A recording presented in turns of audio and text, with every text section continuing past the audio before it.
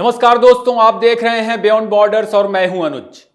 अब बांग्लादेश का टेम्परेचर गिर रहा है और रातें ज्यादा सर्द हैं। मुझे 84 साल के मोहम्मद यूनुस की बहुत चिंता है। पता नहीं बांग्लादेश के तापमान में गिरावट और सर्दी का यह मौसम वे झेल भी पाएंगे या नहीं। कितने दिनों तक हिंदुओं, बौद्धों और ईसाइयों के गोश्त और नल्ली निहारी की गर्मी से बचे रह पाएंगे। एक तो उनकी उम्र बहुत संवेदनशील है। भारत में पुरुषों की औसत आयु शायद 68 साल कुछ महीने है। कमोबेश यही बांग्लादेश में भी होगी। नाम में मोहम्मद जुड़ने भर से तो वे अलग नहीं हो जाएंगे। दूसरा, वे जिस खेल में जो सीढ़ी चढ़कर सत्ता की पायदान तक पहुंचे थे, अब वही खेल बदल चुका है और सीढ़ी में लगी डंडियां टूट रही हैं एक एक करके। आज का एपिसोड दिलचस्प होने वाला है। कल जल्दबाजी में कुछ कमियां रह गई थी। एपिसोड थोड़ा लंबा है, लेकिन बांग्लादेश के मामले को समझने के लिए बहुत सारी नई चीजें आपको मिलेंगी जो डिबेट में नहीं है। इसे अंत तक देखें और बेहतर रीच के लिए लाइक करें, शेयर करें, अपनी राय भी जरूर दें जो हमारे लिए मायने रखती है। पहले बांग्लादेशी जिहादियों को लेकर भारत में क्या हो रहा है वह जान लेते हैं। इसके बाद बांग्लादेश में शेख हसीना के तख्ता पलट के साथ बिल्लियों के भाग से जो छीका वहां टूटा था, उसमें कौन सी बंदरबाट मची है, किस तरह बंदरबाट मची है, उसकी खबर लेंगे तथ्य और प्रमाण के साथ। और यह भी देखेंगे कि जिस खराब वक्त में राहुल गांधी अदानी अदानी चिल्ला रहे, उस वक्त भाजपा के सामने दूसरे विरोधी विपक्षी दल किस तरह बांग्लादेशी हिंदुओं के मुद्दे पर आर पार के मूड में नजर आ रहे। मोदी के साथ हैं, मोदी से दुश्मनी भुलाकर इस वक्त भारत के साथ खड़े हैं। बाकी कांग्रेस से उम्मीद ही क्या की जाए। आखिर में एक अंकल जी ने मेरे बहाने कैपिटल टीवी की क्रेडिबिलिटी पर सवाल उठाए हैं, उस पर भी कुछ कहना जरूरी है। दोस्तों, बांग्लादेश से लगने वाली सीमा पर बीएसएफ लगातार एक्शन में है।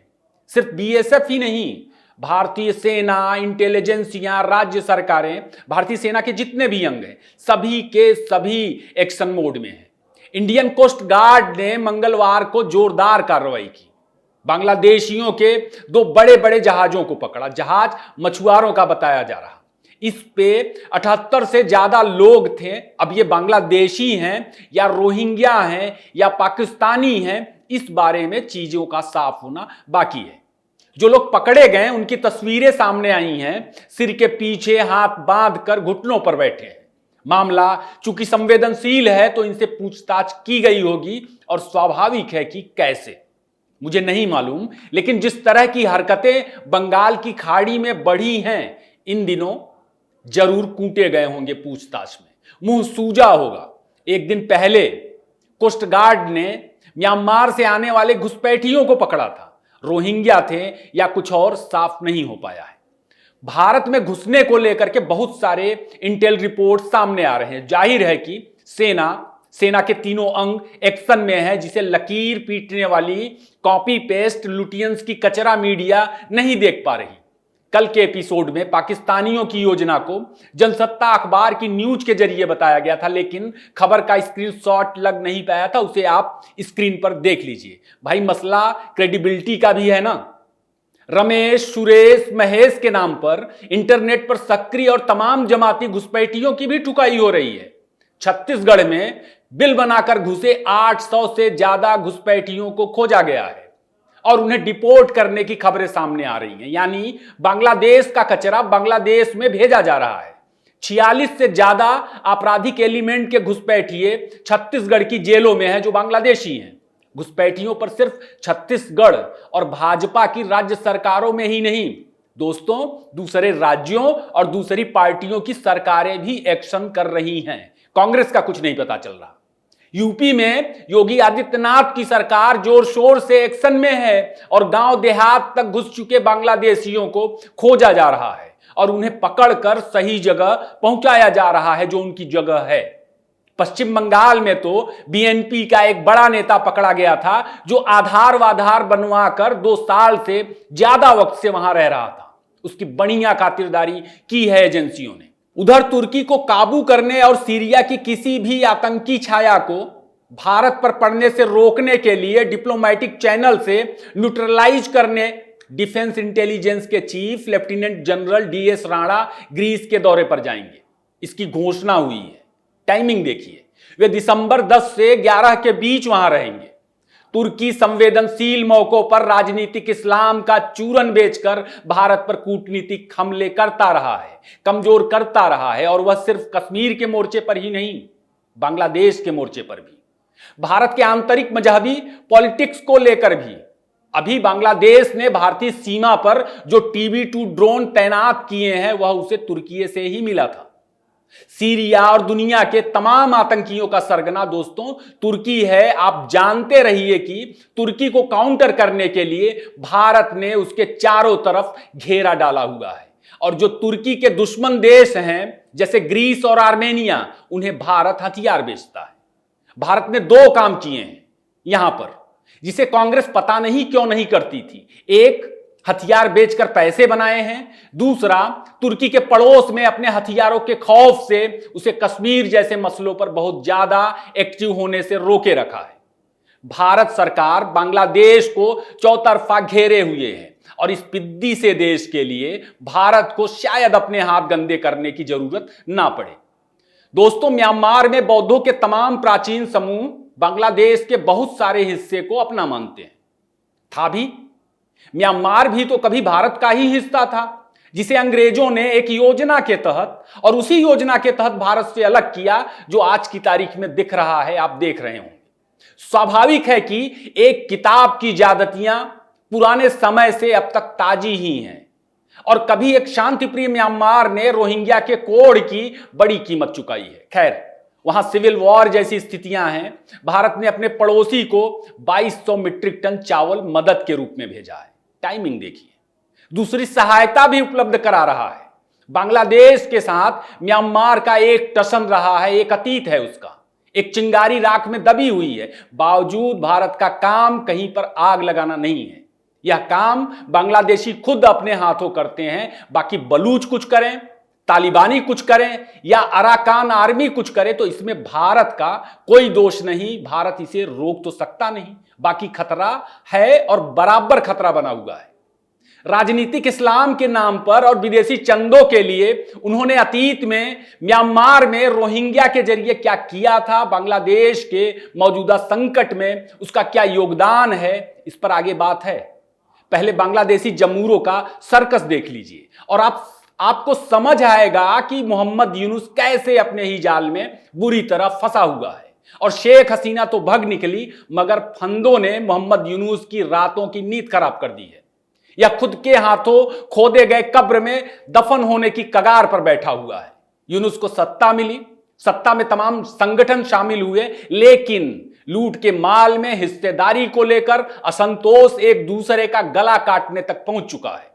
पब्लिक में इनकी ठुकाई भी शुरू हो गई है। कल की एक ऐसी ही घटना की जानकारी आपको दी गई थी। दूसरी घटना भी सुन लीजिए। जो आंदोलनकारी सत्ता का हिस्सा बन गए वे तो शांत हैं, लेकिन जो अभी सत्ता की मलाई से दूर हैं बांग्लादेश में, लूट की सत्ता की, वे किसी ना किसी रूप में सड़क पर ही हैं। एक दिन पहले बांग्लादेश में अंतर्राष्ट्रीय मानवाधिकार के बहाने तमाम दूसरे संगठनों की तरह बांग्लादेश जातीयतावादी छात्र दल यानी BNCD ने बड़ा मार्च निकाला। BNCD प्रो पाकिस्तानी यानी खालिदा जिया की BNP की छात्र इकाई है। मार्च के दौरान सभा को संबोधित करते हुए इसी छात्र इकाई के महासचिव नसीरुद्दीन नसीर ने मुख्य सलाहकार से मिलने के लिए एंटी डिस्क्रिमिनेशन स्टूडेंट मूवमेंट के प्रतिनिधियों को मीटिंग के लिए बुलाने को लेकर अंतरिम सरकार के मुखिया यानी मोहम्मद यूनुस को जमकर गालियां दी।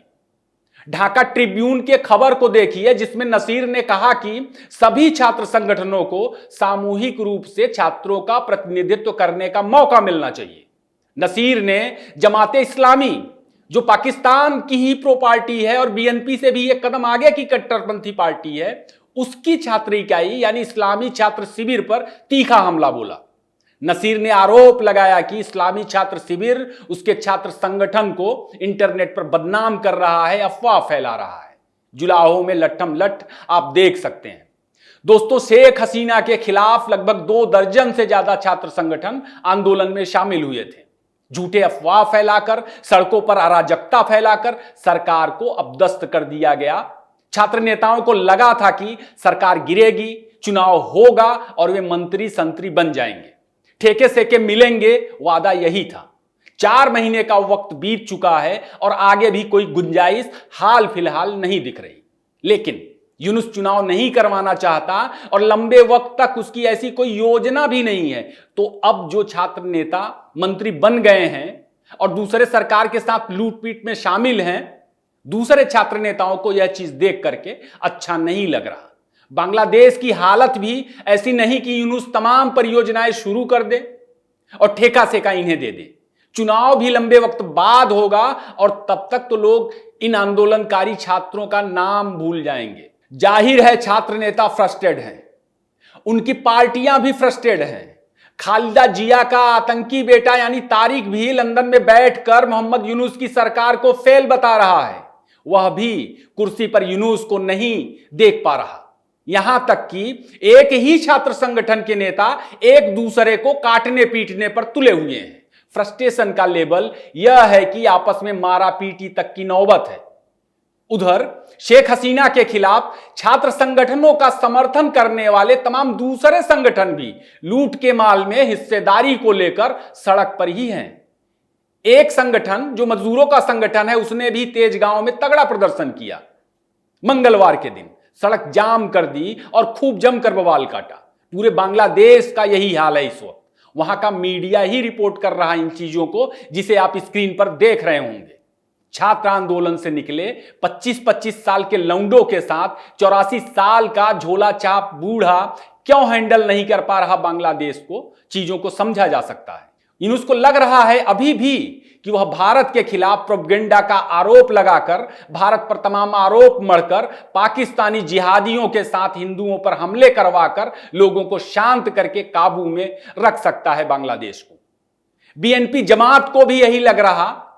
उनके कार्यकर्ताओं का दबाव है कि भाई 4 महीने हो गए आंदोलन से, आबे जमजम का पानी क्यों नहीं निकल रहा। नेताओं पर दबाव यह भी है कि उन्होंने जमीन पर सपने बेचकर लोगों को भड़काया और 4 महीने में आलू प्याज तेल खरीदते खरीदते उनकी कमर ऐसे टूटी है कि अब भुखमरी का संकट उनके सामने खड़ा हो गया है। लेकिन यूनुस इसे अभी भी एंटी इंडिया सेंटीमेंट के बहाने थामना चाहता है और झोला छाप धंधे के जिस काम में वह माहिर है उसे ही करना चाहता है। मंगलवार को बहुत मजेदार चीज यह भी निकल के सामने आई कि यूनुस ने यूरोपीय यूनियन से कहा कि वह बांग्लादेशियों के लिए जो वीजा सेंटर दिल्ली में है उसे ढाका शिफ्ट कर दे। ढाका ना सही तो बांग्लादेश के किसी दूसरे पड़ोसी देश में ही शिफ्ट कर दे, लेकिन भारत से हटा दे। शिफ्ट करवा लो, किसने रोका है? और शिफ्ट कहां करवाओगे तुम? म्यांमार में जो झुलस रहा है सालों से वहां, चीन में करवाओगे, जिसे बाल्टिक सागर में केबल काटने की वजह से यूरोपीय यूनियन ही दौड़ाए हुए है। राशन के लिए 3 महीने का भी फॉरेन रिजर्व तुम्हारे पास नहीं है। या तो रोटी खरीद लो या कर्ज भर लो, और 20 देशों में राजनयिकों को बदलकर भारत को काउंटर करने निकले हो। वहां जिहादी राजनयिकों की लिस्ट बन रही है। लिस्ट कैसी होगी आप समझ सकते हैं। यूनुस को पता है कि दिल्ली एंगल है तो कम बुद्धि के जिहादी, बांग्लादेशी जिहादी इसी बात से खुश हो जाएंगे कि बुढ़ऊ ने भारत को तगड़ी चोट दे दी है। वह तो इसी बात से खुश हैं कि बुढ़ऊ बांग्लादेशी हिंदुओं की कायदे से खबर ले रहा है। बांग्लादेश का इस्लामीकरण हो रहा है। गजब सर्कस चल रहा है दोस्तों बांग्लादेश में, जिसे बिना पैसा खर्च किए कोई भी खुली आंखों देख सकता है। बीएनपी के नेता रिजवी ने मंगलवार को भारतीय सामानों के विरोध का लॉलीपॉप चुसवाकर अपने जिहादी समर्थकों को शांत करवाने की कोशिश की। भारत की अर्थव्यवस्था की कमर तोड़ रहे हैं वे ऐसा करके। एक प्रोटेस्ट आपने राहुल गांधी जी का भी देखा होगा जो 10 सालों से लगातार जारी है भारत की अर्थव्यवस्था की कमर तोड़ने के लिए। राहुल कुछ कर नहीं पा रहे हैं और बीएनपी को लगता है कि वह भारत को बर्बाद कर देगा। राहुल से भी ज्यादा ताकतवर बीएनपी इस वक्त बांग्लादेश में हो गई है, उसको ऐसा लगता है। चीन भारत को बर्बाद करते करते पीछे हट गया, लेकिन चीनी दलालों के सपनों का यानी बांग्लादेशी जिहादियों के सपनों का कोई अंत नहीं। यह सपने बिल्कुल वैसे ही हैं कि भारत यह सोचने लगे कि वह अमेरिका से अलग होकर उसे मिट्टी पलीत कर देगा और बर्बाद कर देगा। बांग्लादेशियों का लेवल क्या है इसे वहां के एक टॉप कारोबारी के बयान से भी समझ सकते हैं। उसने कहा दोस्तों कि ट्रंप के आने के बाद चीन पर टैरिफ लगेगा जिससे बांग्लादेश की टेक्सटाइल इंडस्ट्री को फायदा मिलेगा। अरे भाई, कच्चा माल तो भारत ने तुम्हारा बंद कर दिया है जिससे तुम टेक्सटाइल इंडस्ट्री चलाते थे। भारत अपने ही देश में बनाएगा। यह तो भारत ने पड़ोसी के नाते कुछ काम धाम दे दिया था कि रोजी रोटी चलती रहे तुम्हारी।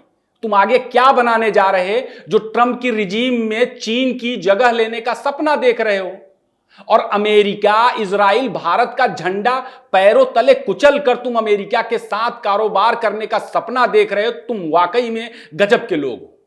बावजूद कि ट्रंप और अमेरिकी गोरों का कोई भरोसा नहीं है, ये कब पलट जाए इनका कोई दिन धर्म नहीं है, लेकिन यूनुस की दुकान चल रही है और खूब अच्छे से चल रही है। अब उसके पास राजनीतिक अनुभव तो है नहीं कि सरकार चलाए, जो अनुभव है वह काम कर रहा। यूनुस की सरकार बांग्लादेश में रोहिंग्या पर इंटरनेशनल कॉन्फ्रेंस करेगी और यूनुस क्लिंटन फाउंडेशन वगैरह से मोटा चंदा लेकर आएगा। यूनुस का यही धंधा है। रोहिंग्या से प्रेम में यूनुस उसको फंड देने वाले और बांग्लादेश की मौजूदा बर्बादी में बहुत सारी चीजों का आपको कनेक्शन समझ आएगा। दोस्तों, म्यांमार के रोहिंग्याओं को बांग्लादेशी चैनल से ही रेडिकलाइज किया गया जिसके इंटरनेशनल साजिश होने से इनकार नहीं किया जा सकता। कई कनेक्शन खामखा नहीं दिख रहे हैं। म्यांमार में रोहिंग्याओं ने लूटपाट की, महिलाओं से जबरदस्ती आदि की और बड़े पैमाने पर हुआ ये सब, जिसकी प्रतिक्रिया में उन्हें बौद्ध भिक्षु बिराथू की अगुवाई में बौद्धों ने वहां से मार मार के भगाया। मानवीयता के बहाने अंतरराष्ट्रीय ताकतों ने शांत और स्थिर बांग्लादेश की शेख हसीना सरकार पर मानवीयता के नाम पर शरण देने का दबाव डाला। कांग्रेस सरकार ने भी भारत में मानवीयता के आधार पर रोहिंग्याओं को शरण दी। बांग्लादेश की हालत शरण देने लायक नहीं थी। कोविड के बाद के माहौल और अतिरिक्त बोझ ने बांग्लादेश की कमर तोड़ दी। साल 2022 में शेख हसीना ने खुद कहा था, उन्होंने यह भी कहा था कि रोहिंग्याओं की वजह से बांग्लादेश में ड्रग तस्करी, अराजकता और आपराधिक घटनाएं बहुत तेजी से बढ़ रही हैं। लोगों को रेडिकलाइज किया जा रहा है। बांग्लादेश कमजोर होते गया और जब कमजोर हो गया तो रोहिंग्याओं को शरण देने का दबाव डालने वाली ताकतों ने शेख हसीना के साथ क्या किया आपको बताने की जरूरत नहीं। एक तरह से म्यांमार की आंच को बांग्लादेश के रास्ते भारत तक पहुंचाने का प्लॉट भी नजर आता है और अब सभी तस्वीरें बिल्कुल साफ है। लेकिन यह 2014 के बाद का भारत है। भारत की अर्थव्यवस्था को अस्थिर करने के सारे प्रयास अब तक नाकाम साबित हुए। संसद में राहुल चिल्ला रहे हैं लेकिन आज की तारीख में कोई साथ नहीं खड़ा। ममता, शरद पवार, उद्धव ठाकरे, हेमंत सोरेन, लालू यादव, यहां तक कि अरविंद केजरीवाल भी, लोगों को पता है कि उनके पास इटली लंदन का विकल्प नहीं है। देश रहेगा तो वे रहेंगे। बांग्लादेश पर, अदानी पर लोग घर से बाहर की ताकतों को मौका नहीं देना चाहते। बाकी कांग्रेस का रवैया उनके सहयोगी देख रहे हैं कि जो अपनी दादी इंदिरा गांधी को लेकर कनाडा के कुकर्मों पर अब तक चुप बैठा है, बांग्लादेशी हिंदुओं को लेकर चुप बैठा है, वह उनका सगा भला कैसे हो सकता है। बांग्लादेश को लेकर राहुल गांधी पर दबाव नहीं है, उन्हें संभल की ज्यादा चिंता है, संभल का ज्यादा दबाव है, मगर दूसरे लोगों पर जनता का, लोक समाज का भारी दबाव है। दोस्तों, कल चूक और अपनी भौगोलिक आदतों की वजह से मैं अवधि हूं, शूट एट साइट की जगह शूट एंड साइट बोल गया था, इसके लिए माफ करें। मैं कोई प्रशिक्षित एंकर नहीं हूं और कई बार रौ में बहकर अवधि भी बन जाता हूं। एक अंकल जी ने इसी चूक को निशाना बनाते हुए अंग्रेजी का हौवा दिखाकर कैपिटल टीवी की क्रेडिबिलिटी का मुद्दा उठाया। तो हे अंग्रेज महोदय, मैं गांव में पला बढ़ा और ढिबरी में पटरी पर लिख पढ़ करके निकला देहाती हूं। सिम्बोयसिस और स्टीफेंस नहीं जा सका। आईआईसी में पापा के साथ बैठकर कॉफी पीने की आदत नहीं थी और मेरी ट्रेनिंग भी एंकर की नहीं है। हिंदी में पढ़ने सोचने वाला और साबुन का मतलब लाइफ बॉय लक समझने वाला हूं। सर, आपको सरदेसाइयों खानमों की आदत है। बाकी मास कम्युनिकेशन में गोल्ड मेडलिस्ट हूं और आपके स्टैंडर्ड वाले बड़े बड़े संस्थानों की बड़ी बड़ी पोस्ट पर बड़े बड़े तोप दाग चुका हूं, जो आपके लाडले नहीं कर पाते हैं। सिम्बोयसिस स्टीफेंस से निकले तमाम पप्पा के लाडलों की औकात नाप चुका हूं। कहीं सामने टिक नहीं पाए। सर, क्रेडिबिलिटी का ज्ञान आप अपने पिछवाड़े की जेब में खोस लें, थोड़ा एडजस्ट करना सीख लीजिए। वैसे दोस्तों, किसी ने ध्यान नहीं दिलाया, म्यांमार के शहर मुगडांव को मैं एक जगह गलती से मुटगांव बोल गया था। आज के लिए बस इतना ही। एपिसोड कैसा लगा जरूर बताएं, इसे लाइक करें, शेयर करें और अपना प्यार देते रहें। फिर किसी नए टॉपिक पर मुलाकात होगी। तब तक कैपिटल टीवी के दूसरे प्रोग्राम्स को देखते रहें। आपने इतना समय दिया, आपका धन्यवाद।